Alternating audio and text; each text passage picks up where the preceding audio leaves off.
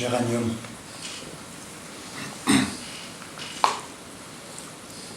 Ils ne veulent pas ralentir les éléments rapides dont le plus rapide est la terre. Pas la peine pourtant de comparer aux meubles impossibles à l'accomplissement de ce qui est déjà meublé. L'accord des sentiments et des pensées est simple. Chaque jour, il advient pour beaucoup un goût des quotidiens, le réland du wagon aux heures de pointe. On passe ici à consciencieusement attendre dans l'antichambre immobile, entre des portes fermées, portes qui donnent sur le trésor du sentiment et de la pensée qui les médite.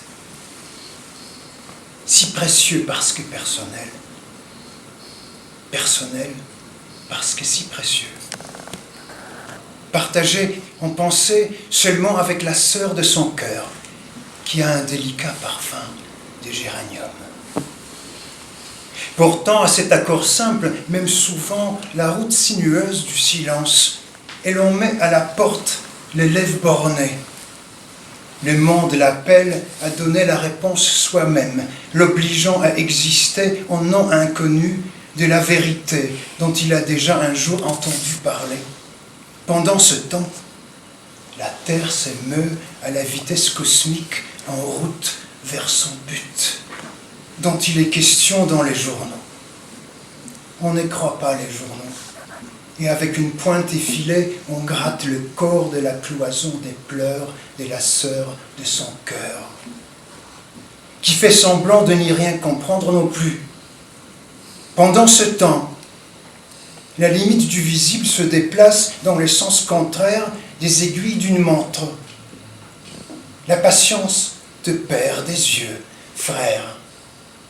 Murmure ce qui est resté de la voix de la sœur, et ce paysage impatient s'illumine comme le visage d'un mourant, d'un inconnu, pendant ce temps du temps mourant dans lequel c'était encore possible le nécessaire accord des sentiments et les pensées au niveau qu'on pourrait reconnaître comme sien, auquel on aurait existé s'y avait voulu ralentir les éléments pressés.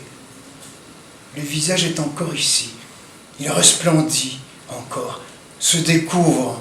Tu en ôtes la sueur mortelle en t'inclinant sur l'orifice pour entendre ces dernières paroles. Tu sens le parfum léger du géranium. Tant s'est resserré l'accord.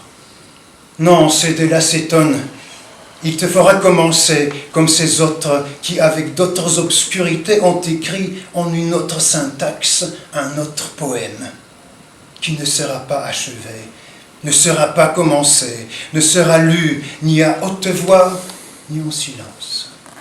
Comme si derrière la cloison des pleurs de la sœur, il n'avait pu être écouté qu'une fois, à proportion des forces de la fibre de son corps, de l'unique fibre aveugle qui écoute encore, parce qu'elle est la fibre de son corps.